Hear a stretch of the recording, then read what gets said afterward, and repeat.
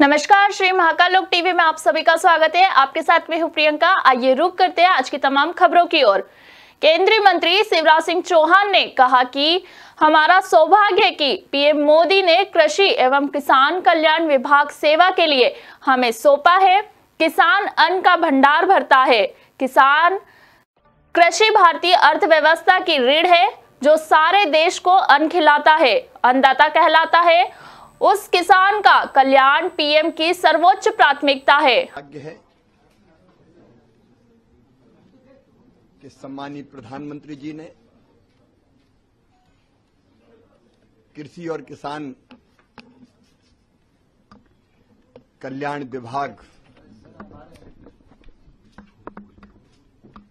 सेवा के लिए हमें सौंपा है। किसान अन्न के भंडार भरता है और कृषि भारतीय अर्थव्यवस्था की रीढ़ है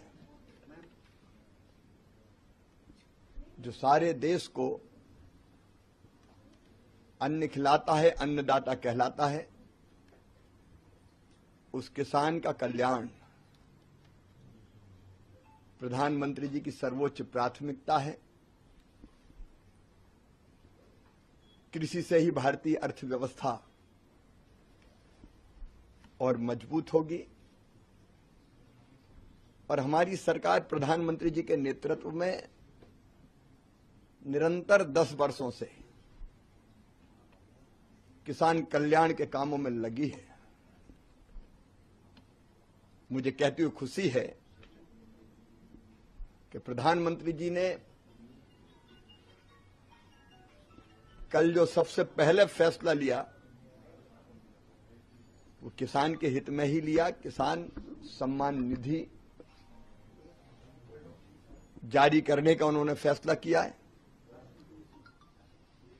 भारतीय जनता पार्टी की सरकार ने पहले भी किसानों के कल्याण में कोई कसर नहीं छोड़ी। अब एनडीए की सरकार इन कामों को और तेजी से प्रधानमंत्री जी के नेतृत्व में आगे बढ़ाएगी। प्रधानमंत्री जी का संकल्प है किसानों की आय दुगनी करने का, उसके दिन निरंतर काम है। केंद्रीय मंत्री अर्जुन राम मेघवाल ने मीडिया के सवालों पर कहा कि मोदी जी के तीसरे कालखंड में कानून और न्याय की सबसे बड़ी प्राथमिकता अपराध से संबंधित 3 कानून जो बदले गए हैं वहां रहेगी। इसे भारतीय आवश्यकता के अनुरूप बदले गए हैं। इसके बारे में जागरूकता फैलाना और इससे संबंधित वर्कशॉप व सेमिनार करना। मोदी जी के 3.0 इस कालखंड में लॉ एंड जस्टिस डिपार्टमेंट की सबसे बड़ी प्राथमिकता जो हमारे क्रिमिनल सिस्टम से संबंधित 3 लॉ आईपीसी, सीआरपीसी और एविडेंस एक्ट जो बदले हैं, जो भारतीय आवश्यकता के अनुरूप बदले हैं, 1 जुलाई से वो लागू होंगे। उनके बारे में जागरूकता फैलाना, नागरिकों को सचेत करना, जागरूक करना कि ये कानून 1 जुलाई से लागू होंगे। तो इसके जो स्टेक होल्डर हैं उनसे संबंधित वर्कशॉप करना, सिंपोजियम करना, सेमिनार करना, ये हमारी पहली प्राथमिकता रहेगी। सर, एक वन नेशन वन पोल की कमेटी रिपोर्ट आई हुई है आपके पास? वो रिपोर्ट आई हुई है। रिपोर्ट राष्ट्रपति जी को सबमिट की है और रिपोर्ट आ गई है। आपको बाद में बताएंगे समझ में क्या करना। बढ़ते अगली खबर की ओर। केंद्रीय सूक्ष्म, लघु एवं मध्यम उद्यम मंत्री जीतन राम मांझी ने मीडिया के सवालों पर कहा कि प्रधानमंत्री ने कहा है कि मांझी जी, मैं आपको अपने विजन का विभाग दे रहा हूं। हमारा विजन है गरीबों का उद्धार हो। जहां विकास की रोशनी नहीं गई है वहां विकास पहुंचे। इस विभाग के माध्यम से आप बहुत कुछ कर सकते हैं, इसलिए आपको ये विभाग दिया गया है। उनके ऊपर कोई कार्रवाई नहीं की। इसके बाद में भांजी की भविष्य की तैयारी लेकर के हम लोग उसको पढ़ाया लिखाया अपने। और जहाँ तक चार्ज लेना विभाग का मामला है, हमारा कंसेप्ट बहुत बचपन से रहा है कि काम कोई छोटा नहीं होता है। वर्क इज वर्शिप, काम ही पूजा होती है। और जब विभाग मिला, कल लिफाफ हमने खोला तो माइक्रो और स्मॉल और मीडियम इंडस्ट्रीज के बारे में देखा तो मन में बात खुश हुई कि हाँ ठीक है, विभाग है, अच्छा है, देखेंगे। प्रधानमंत्री को सब कोई जा रहे थे, हमने भी उनसे मिलने का काम किया। तो प्रधानमंत्री जी की बात से हम बहुत उत्प्रेरित हैं कि उन्होंने कहा कि मांझी जी, हम आपको अपने विजन का विभाग दिया है। हमारा विजन है गरीबों का उत्थान, जहां विकास की रोशनी नहीं गई वहां रोशनी पहुंचाना। ई विभाग के माध्यम से आप बहुत कुछ कर सकते हैं, इसीलिए आपको इस विभाग को दिया।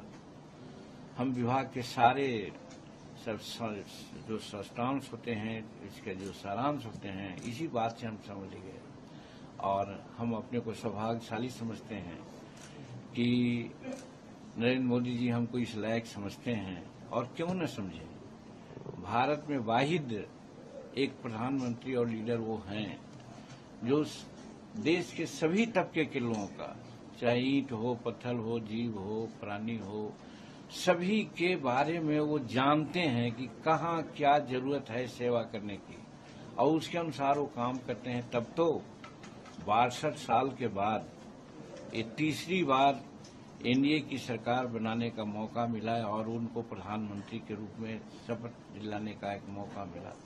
तो इसीलिए मैं समझता हूं कि जो उनका विजन है कि गरीब जहां रोशनी अभी नहीं गई है या जाना बाकी है या कम गई है, उन जगहों में हम रोशनी पहुंचावें।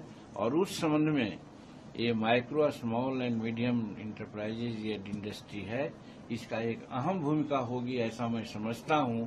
वैसे डिटेल यहाँ समझने के लिए आए हैं और हमारा एक गुड लक भी है कि हमारे साथ राज्य मंत्री के रूप में मैडम आई हैं। ये भी एक अनुभव के धनी पॉलिटिशियन है और मैं समझता हूं कि हम लोगों का काम एक परस्पर एक दूसरे से जो कोऑपरेटिव नेचर का होता है उस तरह से होगा और इस विभाग को हम लोग उन्नति के आकला शिखर पर ले जाने का प्रयास करेंगे, जहां हमारे प्रधानमंत्री जी का सपना है। केंद्रीय मंत्री चिराग पासवान ने कहा कि प्रधानमंत्री ने जो जिम्मेदारी दी है उसे ईमानदारी से निभाने के संकल्प के साथ आया हूं। फूड प्रोसेसिंग एक बड़ी जिम्मेदारी है, आने वाला समय फूड प्रोसेसिंग का है। मैं मेरे पिता रामविलास पासवान से सीखते हुए, उनकी सोच को आगे बढ़ाते हुए और प्रधानमंत्री के विकसित देश के संकल्प को पूरा करने के उद्देश्य से इस विभाग की एक अहम भूमिका देखता हूं। और मैं मानता हूं कि आने वाला समय फूड प्रोसेसिंग का ही है। ये एक ऐसा विभाग है, ये एक ऐसा क्षेत्र है जिसको अभी पूरी तरीके से बनिस्बत बाकी देशों के एक्सप्लोर नहीं किया गया है। स्कोप हद से ज़्यादा है। अगर आप दुनिया भर में फूड प्रोसेसिंग का अगर आप इन्वॉल्वमेंट देखेंगे, उसके बनिस्बत भारत में लगभग 2 से 3% भी इसका इन्वॉल्वमेंट नहीं है। आने वाले समय में जहां इसमें स्कोप बहुत ज़्यादा है, वहीं ये एक ऐसा विभाग है जो सीधा किसानों को मदद पहुंचाने का काम करेगा, जो किसानों की आय को बढ़ाने का काम करेगा, जिस लक्ष्य के साथ हमारी केंद्र की सरकार आगे बढ़ने का प्रयास कर रही है। कृषि प्रधान देश है हमारा, और ऐसे में मेरा खुद का विजन, जिसमें मैंने हमेशा इस बात का जिक्र किया है कि ज़्यादा से ज़्यादा प्रोसेसिंग यूनिट्स होने चाहिए ताकि किसानों को उनके उत्पादन का उचित दाम मिल सके, उनके आय में वृद्धि हो सके। ऐसे में मैं मानता हूं कि इस विभाग की आने वाले दिनों में एक अहम भूमिका होगी। कल प्रधानमंत्री जी से भी अनौपचारिक मुलाकात में जब बातचीत हो रही थी, उनके द्वारा भी यही मार्गदर्शन मुझे दिया गया कि इस विभाग को आने वाले दिनों में हम लोगों को नई ऊंचाइयों तक लेकर जाना है। आप विदेशों में देखेंगे जिस तरीके से दूसरे देशों में प्रोसेसिंग यूनिट्स के माध्यम से ही अधिकांश कार्य हो रहे हैं, ऐसे में हम लोग प्रोसेसिंग में अभी भी उस हद तक आगे नहीं बढ़ पाए। तो इस उम्मीद के साथ मेरे नेता, मेरे पिता आदरणीय रामविलास पासवान जी से सीखते हुए जिस विभाग की जिम्मेदारी उन्होंने ली, उस विभाग को उन्होंने ऊंचाइयों तक लेकर जाने का काम किया। और ऊंचाइयां इसलिए नहीं, ऊंचाइयां इसलिए क्योंकि उसको सीधा जनता के साथ जोड़कर उन्होंने गरीब कल्याण की योजनाओं में एक अपना अहम योगदान देने का काम किया। उन्हीं से सीखते हुए, उन्हीं की सोच को आगे बढ़ाते हुए और प्रधानमंत्री जी के संकल्प को, विकसित देश के संकल्प को पूरा करने में इस विभाग की एक अहम भूमिका मैं देखता हूं। सोच के साथ हम लोग आगे बढ़ा। ये प्रधानमंत्री केंद्रीय कपड़ा मंत्री गिरिराज सिंह ने मीडिया के सवालों पर कहा कि टेक्सटाइल ऐसा सेक्टर है जहां सबसे ज्यादा नौकरी आती है। दुनिया में भी हमारा निर्यात का अच्छा शेयर है। टेक्सटाइल आने वाले दिनों में देश के आकांक्षाओं के अनुरूप आगे आएगा। देखिए, आज तो काम संभाले हैं और देश के अंदर में टेक्सटाइल सेक्टर एक ऐसा सेक्टर है जहां सबसे ज्यादा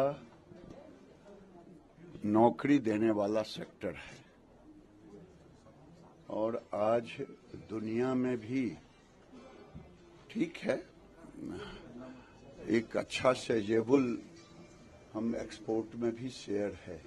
तो आज प्रथम दिन है। मैं आपको इतना ही कहूंगा कि टेक्सटाइल आने वाले दिन में देश के आकांक्षाओं के अनुरूप प्रधानमंत्री के दिशा निर्देशन में हम सब इसको ले जाने का काम करेंगे, क्योंकि ये किसान से भी जुड़ा हुआ है और अब मैन मेड टेक्सटाइल भी अब दुनिया के अंदर आ गया है। तो मैं समझता हूं कि ये टेक्सटाइल सेक्टर अभी भी और आगे भी एक बहुत बड़ा लोगों को रोजगार देने का अवसर काम करेगा। बढ़ते अगली खबर की ओर। उत्तराखंड के मुख्यमंत्री पुष्कर सिंह धामी ने राज्य सचिवालय में मॉनसून सीजन की तैयारियों के संबंध में शीर्ष अधिकारियों के साथ बैठक की। वहीं दूसरी ओर मुख्यमंत्री पुष्कर सिंह धामी ने कहा कि मॉनसून हर वर्ष हमारे राज्य में एक चुनौती होता है, इसके लिए हम सब तैयार रहे, विभागों से समन्वय हो, सारे विभाग मिलकर काम करें, साथ ही किसी भी स्थिति से निपटने के लिए तैयार रहने को कहा गया है।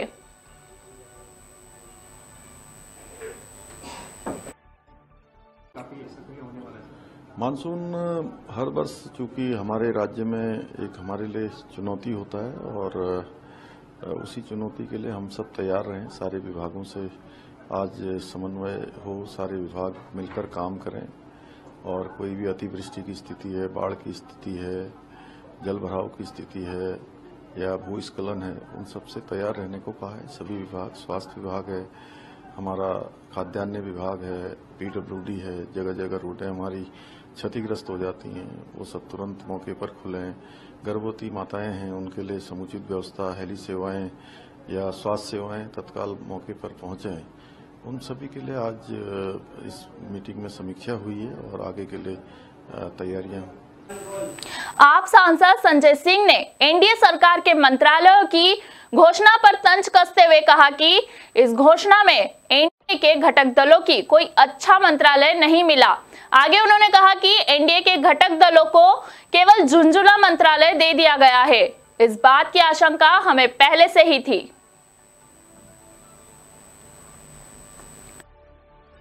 भारतीय जनता पार्टी के नेतृत्व वाली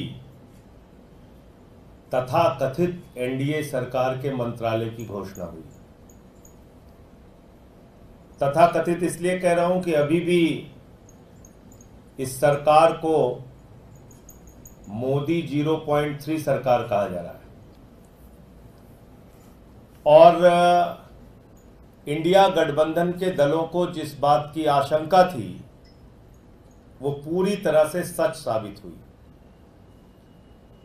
ये पूरा जो एनडीए घटक दलों को जो मंत्रालय मिला है,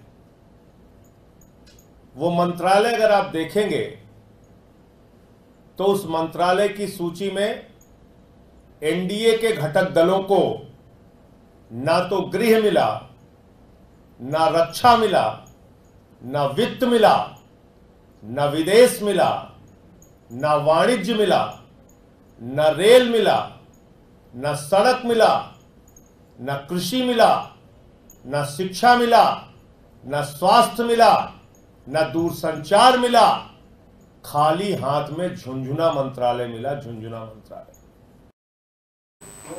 नए केंद्रीय मंत्रिमंडल में मुस्लिम सांसद को शामिल न करने के सवाल पर आरजेडी नेता तेजस्वी यादव ने कहा कि इन लोगों की उन लोगों के प्रति घृणा तो है ही, सबको साथ लेकर चलना चाहिए, चाहे वहां किसी भी धर्म। अंतर नहीं है, 30 के आसपास का ही अंतर है। एक भी मुसलमान अब नहीं बनाया, इन लोगों की तो घृणा है ना, उन लोगों के प्रति है, इसलिए सब लोग ये बात को जानते हैं। देखिए, सबको साथ लेके चलना चाहिए, चाहे कोई धर्म के हो, कोई जात के हो, सब लोग जो है सम्मान सबका होना चाहिए, सबको आगे बढ़ाना चाहिए।